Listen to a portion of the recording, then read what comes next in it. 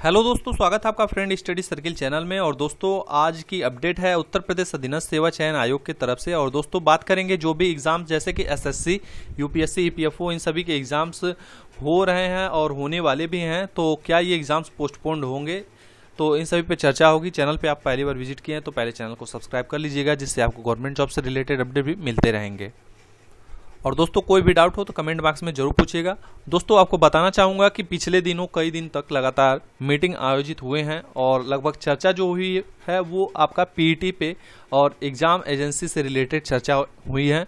और रिजल्ट से रिलेटेड आपको मैंने बताया था कि रिजल्ट इस महीने में लोअर टू 2016, मंडी परिषद और दोस्तों जूनियर असिस्टेंट 2016 के इंटरव्यू से रिलेटेड अपडेट आ सकती है।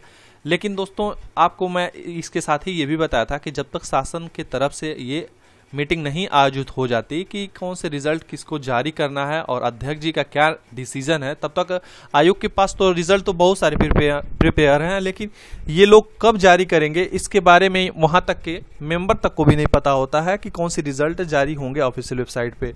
तो इस वजह से मैं आपको बताना चाहूँगा कि आप लोग ज़्यादा परेशान ना हो, क्योंकि दोस्तों आने वाले दिनों में ये टाइम ड्यूरेशन बढ़ेगा भी। और रीज़न क्या बन रहा है, कोविड-19 के वजह से ये लोग हो सकता है कि मीटिंग स्थगित भी हो। और दोस्तों जो भी लॉकडाउन की प्रक्रिया है इसकी समय सीमा को भी बढ़ाया जा सकता है गवर्नमेंट के द्वारा। जैसा कि आपको पता होना चाहिए कि संडे को पूर्ण लॉकडाउन हो चुका है। और फिर दोस्तों यदि 2 मई तक के लोग बता रहे हैं कि 2 मई के बाद हो सकता है कि संपूर्ण लॉकडाउन फिर से 10 दिन या फिर 15 दिन इस तरह के लॉकडाउन लग सकते हैं, या फिर स्टेट वाइज ये लॉकडाउन बढ़ सकते हैं। जैसा कि आप लोग देख रहे हैं महाराष्ट्र में भी सारी चीज़ें लॉकडाउन के समान ही है, केवल लॉकडाउन वर्ड का यूज़ नहीं हुआ है, लेकिन सारी चीज़ें क्लोज ही हैं। तो इन सभी पे रिजल्ट का जो चर्चा हुई थी इसके पहले, तो मैं आपको यही कहना चाहूँगा कि रिजल्ट हो सकता है कि लेट हो या फिर मंडे तक आप लोग वेट कर सकते हैं। मंडे और ट्यूसडे को मीटिंग का आयोजन है और इस मीटिंग में देखिए डिसीजन क्या होता है।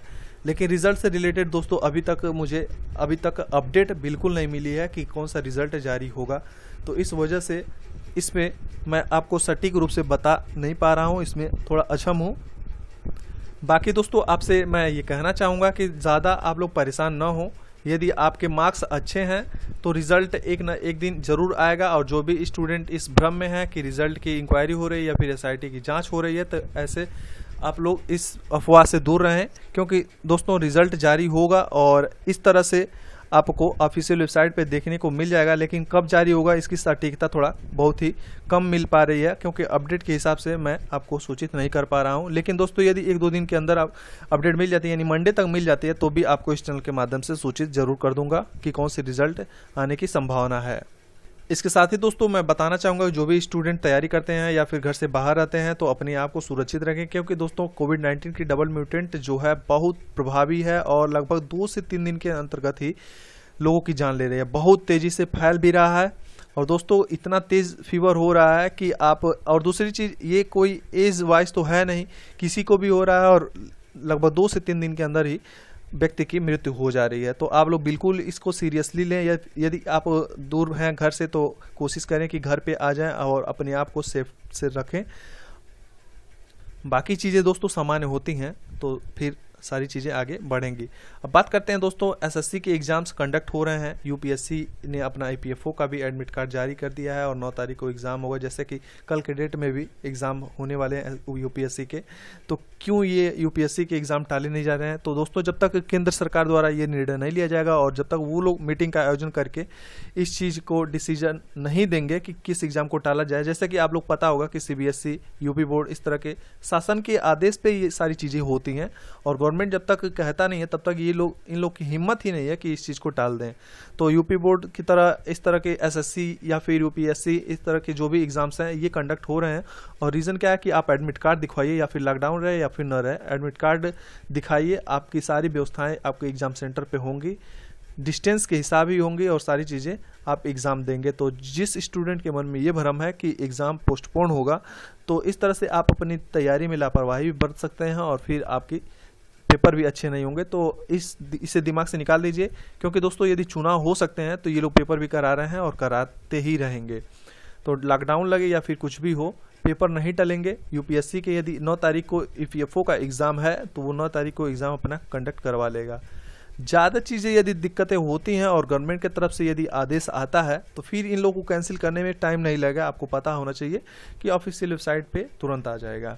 लेकिन आप लोग इसको ये ना सोचें कि एग्ज़ाम पोस्टपोन होगा, क्योंकि दोस्तों एग्ज़ाम कंडक्ट हो रहे हैं और डेली एग्ज़ाम भी हो रहे हैं। एसएससी वाले स्टूडेंट हो या फिर किसी भी एग्ज़ाम्स के स्टूडेंट हो, आप लोग अपनी तैयारी करते रहिए। लेकिन दोस्तों बात करें तो फ़िलहाल की परिस्थिति के अनुसार इस टाइम दोस्तों एग्ज़ाम कराना खतरे से खाली नहीं है। एग्ज़ाम को कैंसिल ही कर देना चाहिए। अब स्टूडेंट तो डिमांड भी कर रहे हैं, लेकिन गवर्नमेंट इस पर कोई एक्शन भी नहीं ले रहा है और ये गवर्नमेंट अपने अकॉर्डिंग ही कर रहा है। हो सकता है कि आने वाले दिनों में एग्ज़ाम पोस्टपोन हो, लेकिन दोस्तों आप इस चीज़ को नज़रअंदाजी कीजिए, क्योंकि अभी तक नहीं हुए और एसएससी ने 17 तारीख आज हो गया और आज के डेट में भी एग्ज़ाम करवा लिया, तो आने वाले दिनों में भी वो एग्ज़ाम कंडक्ट करवा लेगा।